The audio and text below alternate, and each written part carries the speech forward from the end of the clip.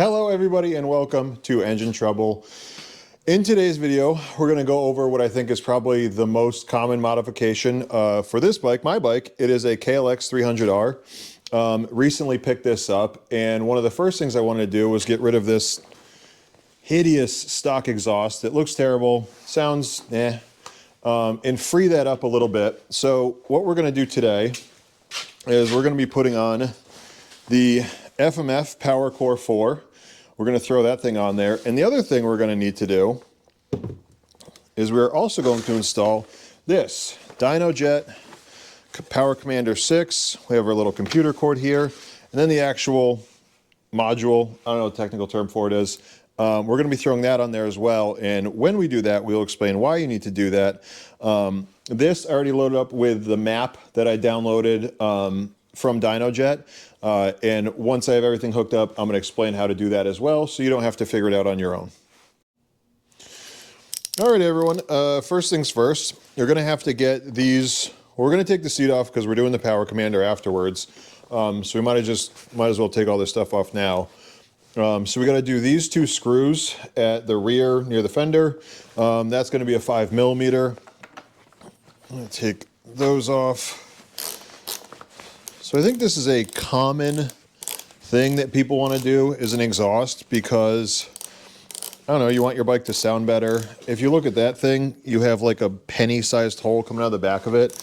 We'll show you the back of the FMF in a minute. It's just a lot bigger, and it's, well, I was going to say it's cheap. It's not really cheap to do the exhaust, the Power Commander, but it does seem worth it because who doesn't want their bike to sound better? Are we out yet? Oh, I should mention too, two things. My name is Sean. You'll be getting to know me over many, many videos that we'll be putting out. You'll also be seeing my brother Ryan, who is behind the camera right now. He has more of the technical knowledge. I don't know the stuff nearly as well as he does. And another thing I should mention, you might notice I'm in a coat and gloves. It's really cold out. So I hope everyone appreciates the suffering I am going through to bring you this wonderful, informative video.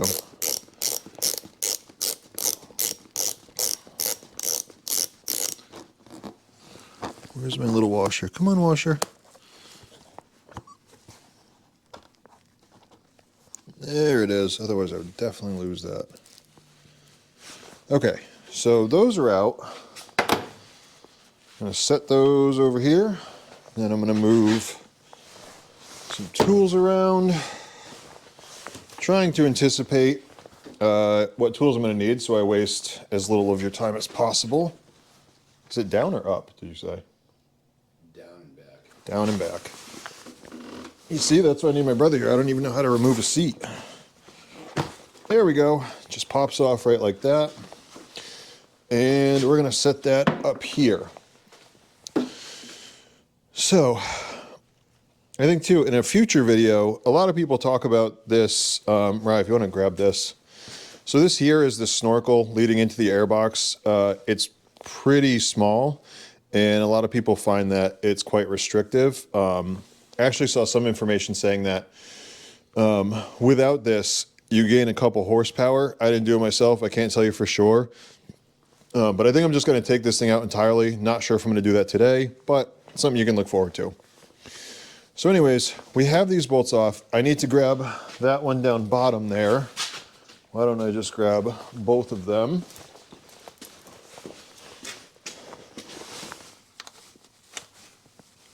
That was dumb.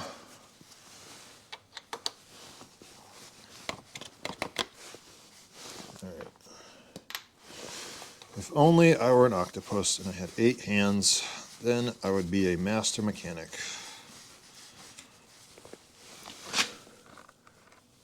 And again, the washer does not want to come off. However, this, I think, slides backwards. I'm going to set that down and just pop that screw in there to preserve my washer. Very concerned about washers today. So now we have this big old chunk of an exhaust. Another added benefit I'm going to have is the previous owner seemed like a good dude, sold me a great bike. He clearly dumped it once, and you can see there's some plastic on the exhaust that I smell every time I stop. So added benefit. I'm gonna Stash that up there. So we were thinking these look like 12 millimeter bolts. Let's see how calibrated our eyes are.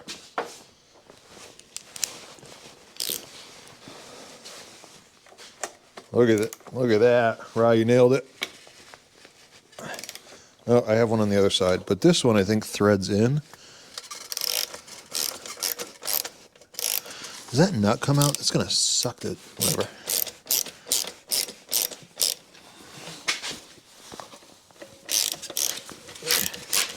So we have the two bolts that attach the exhaust to the bike, and then we have the one clamp that goes around where the pipe connects to the header. So we're gonna, come on. Why couldn't they just weld that nut in place? It would make my life. I'm sure there's a technical reason. The people, the good folks at Kawasaki know what they're doing. Let's not joke about.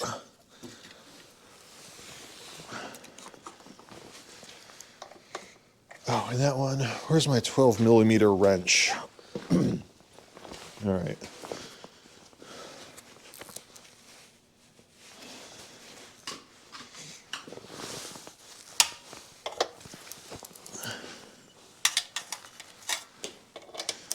One advantage is we took this for a spin right before we did this so that we kind of get a baseline for how it feels. We've both ridden it, but we want to compare afterwards. And the exhaust is nice and warm.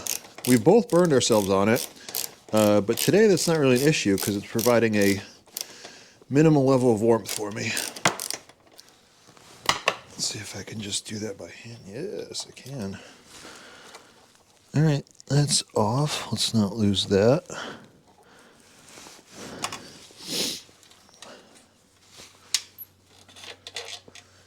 All right, so we're going to slap those two together. So just to reiterate, number plate, 5 millimeter, bolts and nuts holding this on 12 millimeter. All right, that can go there. That can go. I will say the Snorkel, although it may be restrictive with the air, great tool holder. So now let's get this one. They did weld that one, see? Those guys at Kawasaki really are something.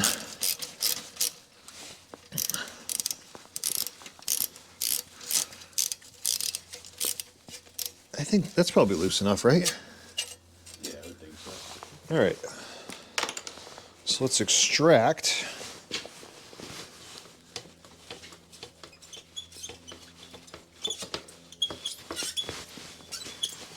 All right. Holy shit, that thing's heavy.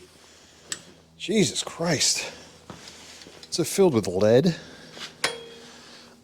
All right. They weren't worried about weight there. They made a steel frame. I think the dry weight is like 282 pounds. So what's a few more pounds? Look at that. So just to give you an idea of what we're talking about here, you can see, I mean, look at the difference. This one is just so restrictive. This one is going to let us flow a lot more air and sound a lot cooler, which is really what we're going for here. So let's, all right, there seems to be, is that, no, let's not do that.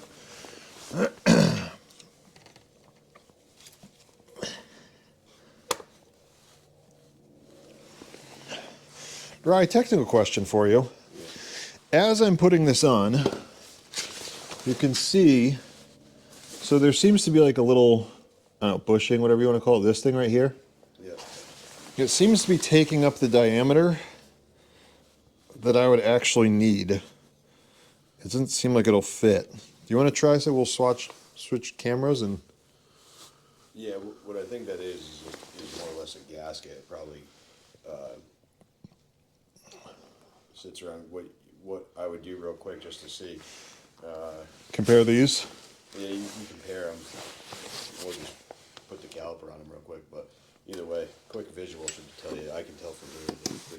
Yeah, they are. So do you think we need that gasket? No, I think most bikes don't have it. All right. So let's lay my pretty new pipe down here, and then do I just kind of rip this thing out of here? Yeah, it should come out pretty easy. It doesn't have a ton of hours on it anyway. Relatively easy. Where's that flathead we were using? All right. You know what? I'm gonna grab that stool.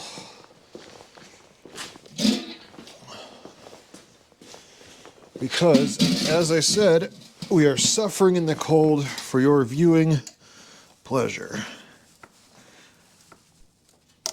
Okay.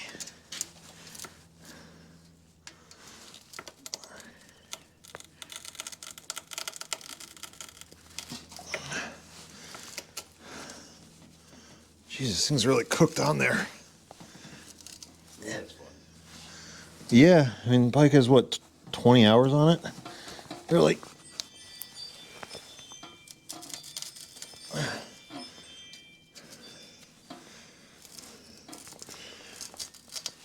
Now we're gonna have to be sure to get all of this material out. Yeah, well, the state of California doesn't want any leaks here. That's true. Luckily, we are not in California. All right. I wonder if I get some I feel like if I get pliers on it, it's just gonna rip, but what can you do? What drawer am I in for pliers? Drawer 2.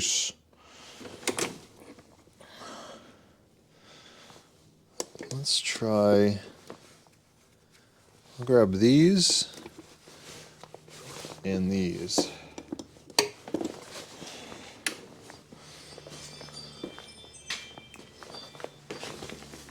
All right.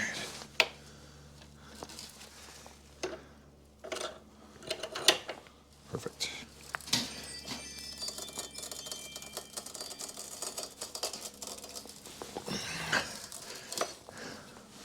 Good Lord. All right. Some steel wool looking thing with a metal outside sleeve. Came out in several ugly pieces. All right. So now, look at that. Oh, that's beautiful.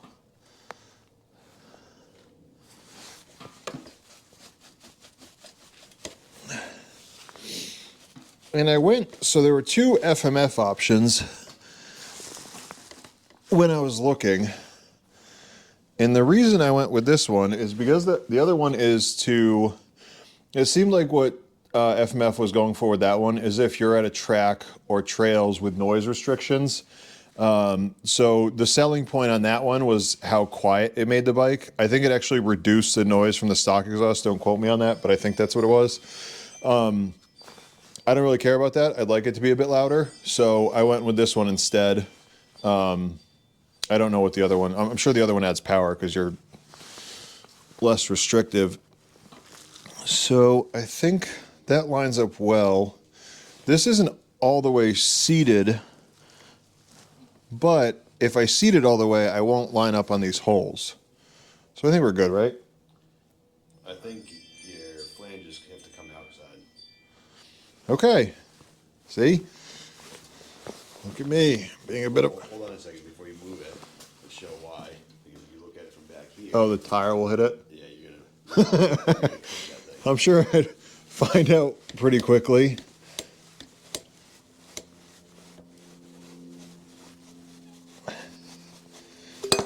Okay.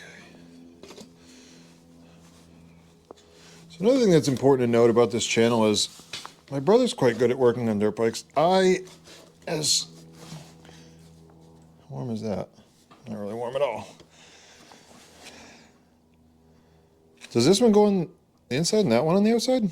Maybe? It's, maybe.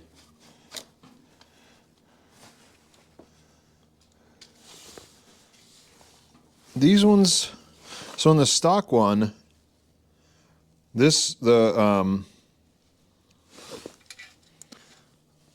So to be honest, when I'm looking at it from back here, and this is like just an alignment thing that I would be looking at anyway, when something doesn't fit nice, you can see that, and you look down this profile, that this forward mount is nice and straight, and the upper one is bent in.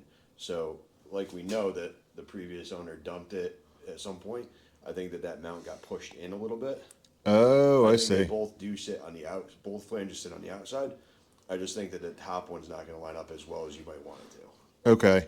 I also just noticed the good folks at Kawasaki, this nut is a flange nut and it is stuck in there. We may just end up replacing that with a different nut, or cutting it out seems kind of excessive. I believe F&F gave you that one over there, though. But Oh, that's right.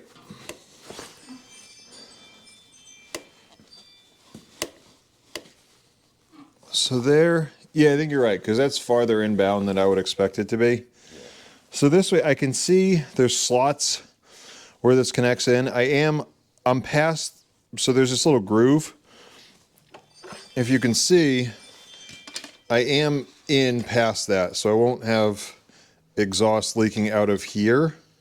I just got to make sure I tighten this down. Maybe, can we move? No, I was going to say we could move the clamp back and cover this over, but I think you'd want it as far back as you could go, right?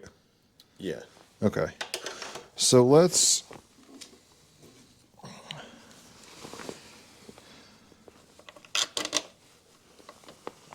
we're just going to, so now that's resting. I have my other bolt here.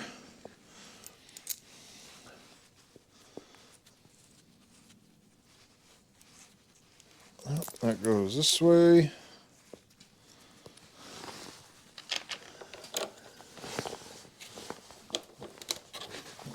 Do I have threads coming out the other side? I don't think I do. You have no thread protrusion. And we're back. So what we figured out was this bracket actually was bent in enough where we weren't going to get any threads coming out the other side. So what we did, using an adjustable around the hole that it actually mounts on, and this big beefy screwdriver through this slot here, we were able to bend it back out enough. So now when we push this in, we do have threads on the other side. Another decision we made was with the exhaust. So we showed you that flange nut that was stuck in the stock exhaust. FMF sends you this little nut here that's supposed to slip on somewhere. We didn't really see a good spot to slip that on. So what we did instead was we actually got rid of the bolt and the nut setup, because the bolt had this big spacer on it. We weren't really sure what the point of that was. So we just through bolted it with a lock nut. That's going to be fine. Probably even better since the original didn't have a lock nut. So now we're going to tighten everything up. There are no torque specs on this. So this is just going to be intuitive. We're just going to tighten it till it seems right. All right.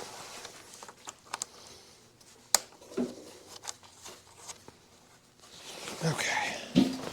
So let's tighten this up. Reverse our ratchet here. There we go.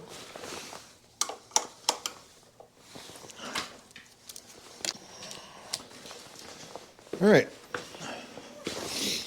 Oh wait, I didn't even need the wrench because the good folks at Kawasaki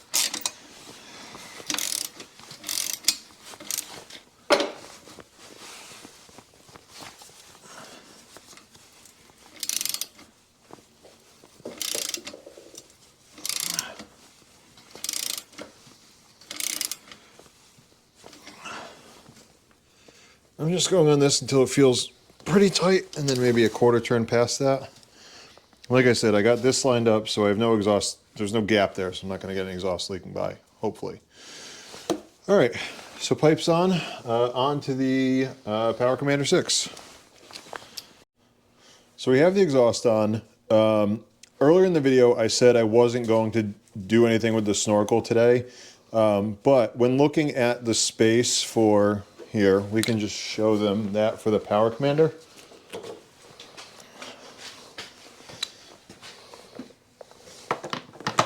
I can't set things down on the Snorkel anymore. I'm lost.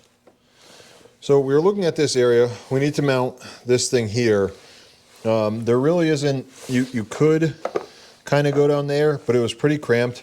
Knowing that I wanted to remove this anyways, I just figured let's get rid of this. We're just going to pull this out, leave this cover on, and put something, not temporary, but metal mesh over that so mice can't get into it.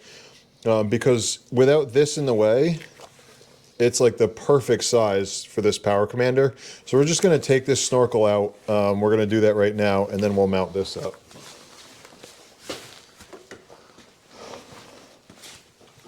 And for this cover, you have 3 8mm screws, and then you have one 10mm screw, or bolt.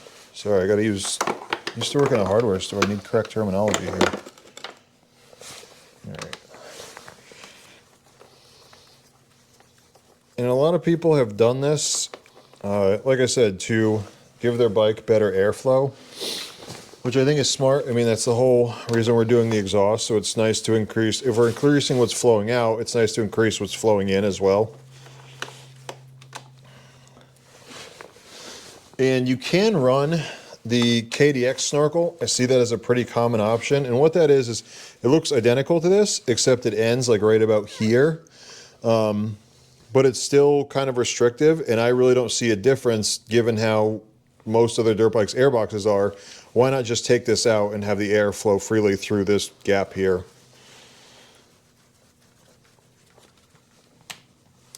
All right, so we got that. Set that down. And we got this little guy.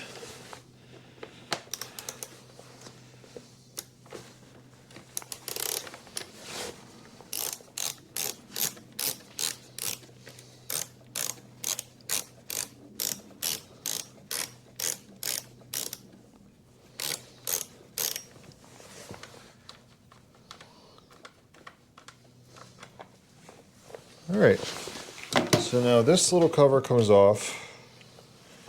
You can see, I think this just pushes out. I really don't want to break this, and it's cold out.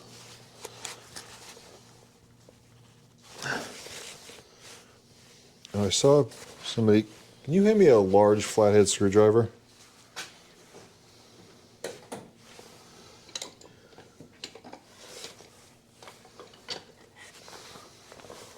So I'd seen other folks do this, and they just kind of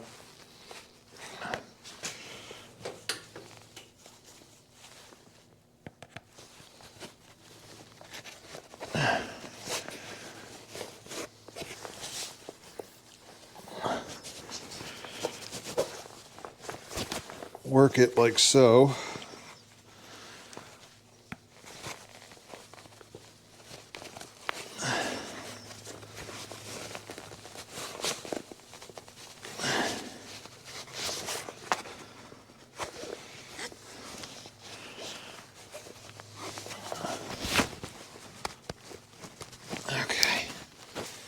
There it's going. All right. So we have that side of it kind of pushing out. And let's, I'm going to try and work it from this side. And I'm not, I mean, I don't want to destroy it in case I need it for whatever reason, but I'm not super concerned about it either, because I think the KLX part is like 20 bucks.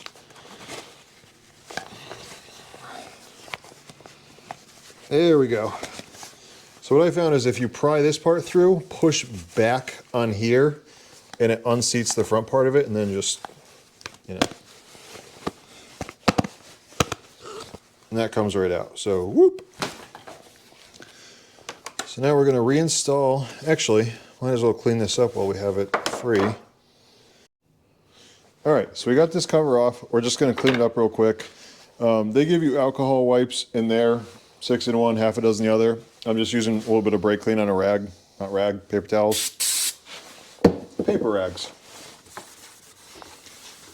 clean up this whole area that we're going to mount to. Kind of fold this over so we get a little dry part and just make sure that's nice and clear. And it is. So they give you 2 Velcro strips with this little bad guy. I just did them in a T fashion here, so we still have these terminals open. If you want to, I don't know which ones are 1 and 2, but between 1 and 2, you can add a selector switch for different maps. For my bike, there's 3 different maps. You have a stock exhaust stock intake, you have slip-on exhaust stock intake, and you have full aftermarket exhaust. That's a aftermarket header and an aftermarket exhaust. So I don't really see a need to have a selector switch because I'm not going to switch on the fly between exhaust systems. On like my brother's bike, it comes with 2 different maps you can select from because you have less aggressive and more aggressive. If I end up creating a custom map, like I want to add more fuel here or there, maybe that's an option. But for what I'm doing, I only need the 1 map. I just need the slip-on exhaust. So I haven't installed that switch yet. I don't know if I will. But anyways, I did the Velcro in a T. We're going to slap this thing on here. Luckily, these gloves are very dexterous, so I can, well, I say that, and then, there we go. And one thing I wanted to do is I wanted to make sure, let me just mock this up over here. I want to make sure, so if that sits on there, roughly, you get it, and this is here-ish, I can still get the cable that connects to this side of it here. So right here is where you plug in from your computer. I'll still have access to that, which I want in case I want to look at any live data. So,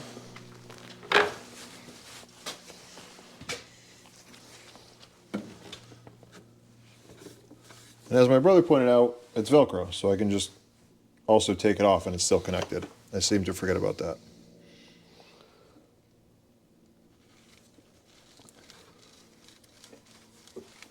All right, beautiful. So for now, oh, that Velcro really sticks. I'm going to set this to the side, smush that down, and we're just going to reinstall this cover. Tighten, tighten, tighten, tighten, tighten. Remember everyone, righty-tighty. If you're going the other way, you're going to be here for a while.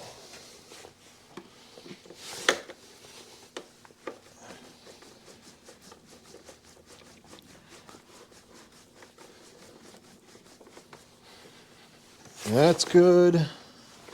Now the reason, so I was doing a lot of research about slip-on exhausts for this bike. I imagine it goes for any fuel-injected bike. You know, if you do an aftermarket exhaust on a carbureted bike, it's easy enough to throw a jet kit in it and then you have those adjustments available. When you say have more air going in and then we have more air going out, but our fuel, the amount of gas we have going in to create our fuel mixture, when the gas stays the same and we have more air going through it, that's going to create a leaner mixture. These bikes are already known to run lean. And where I jump in with anything I miss, but when your bike is running lean, you're going to have higher engine temperatures. It puts more strain on everything. It's just more wear and tear. And I think too, if you don't do that long term, you're going to have premature failure of parts within the engine. And you were saying something, what happens with the piston when it? No, what I was saying is that over a long period of time, if you're running really lean and you have what's called a lean misfire, you'll eventually do damage to your cylinder and your piston. Sometimes in extreme situations, it's been a hole in the top of the piston. But I mean, which is not good. No, I mean, if you're riding and it's that lean and you don't notice it and you get a hole in the top of the piston, well, then you deserve to do a top end. Yeah, learn your lesson. Another thing I wanted to say was, so for this bike, I found there's 2 main tuners you can use. There's the Dynojet Power Commander 6, which I went with, and there's the EJK one. The reason I went with the Dynojet is because when I was looking at how you use both of them and how you set them up, the interface and using that with your computer seemed really straightforward. It also, I like that you have fuel adjustment and timing adjustment through that, and you can play with the map yourself. And it also came, so the 3 maps you can download, like I ran through, are stock intake on all 3, and then you have stock exhaust, slip-on exhaust, and full aftermarket, so header and exhaust. So you have 3 different maps for that. It's very straightforward what I need to load into that in order to set it up for my bike. The EGK one, maybe down the line we'll do a video where I try out that one instead. But it has these different sections, so I don't have them all memorized, but it has like green zone, yellow zone, red zone, and they're different RPM ranges. And in some of the research I had done, in those different RPM ranges, it kind of changes the tune, and people said that they could feel that a bit more, and it made the power delivery less linear. So I understand this one is much more expensive. It's about $200 more. I just thought it was the better one, and if I'm going to be setting it up and just for ease of use, and I know it's going to be on my bike for a while, I just figured I'd go with the Power Commander. So we have this cover back installed. So now we are going to mount the Power Commander. So I'm going to feed these through first. So here we have the female connection, male connection. We have this, which goes in just your regular ECU that's on the bike. You can just slide. So we disconnected this, and then you have these 2 little posts, and it has like rubber gaps around the outside. You can just slide that off and disconnect it. I think that's the easiest way to feed through all the wires, set everything up, and then you can slap that thing back in. So we're going to want the female connector coming in like this. So I'm going to just finagle this around and down and up and through. I will say too, I had to call Dynojet a couple times. I had to call their customer service just to make sure I was doing everything correctly. I have not done this before. How do you want to go? Is that going to work? Don't want to bend that too much. There we go. Yeah, I had to call their customer service. One was just a problem on my end, but another question I had was I had loaded, I was just playing around with the software, and I had loaded the stock tune in there, and I had also loaded the tune that I want to go with. And so the question I had was, how do I know which one the bike is actually using? And the guy on the phone misunderstood me at first because he thought I was talking about the selector switch that I mentioned earlier. I wasn't. I just want to plug this in and know the tune that I'm doing is what I want to use for this bike.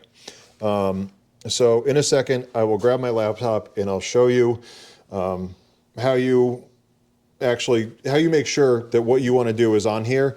And then if you have just one on here, that's what the bike's going to use. So once you plug it in, you're good to go. So now I'm going to plug this in. There we go, I felt that click. So now, do you think we can just turn that around and then mount this one in it? All right, so we have all the wiring harness connected. The ECU that comes with the bike will need to mount in the same position. We tried flipping it around, the seat wouldn't clear. So you really have to stuff the wires in there. The wiring harness is pretty stiff, but it does fit. Right now I have this disconnected because I have it hooked up to my computer.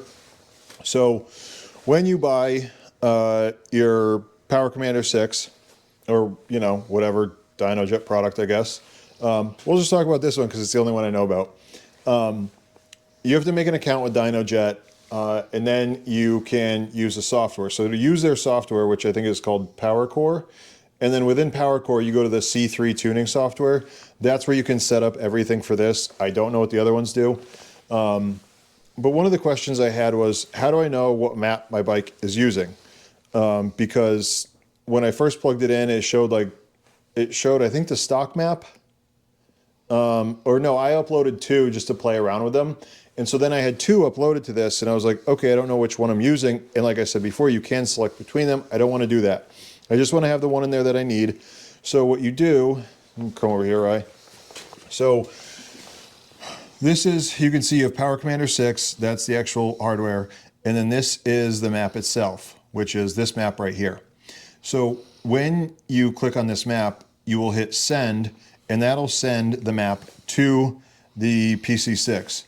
If you want to double check what you're running, you click on the Power Commander 6 and you hit receive, and then it'll pull up the map that's in there. So when I hit receive, it didn't change because it's the same thing, but that's how I know what's actually in there. And I only have the one map in there. So now we're going to start the bike up because I want to see this live data. I've never done this before. I think it'll be kind of cool to show. So let's fire this pig up. Hopefully nothing explodes.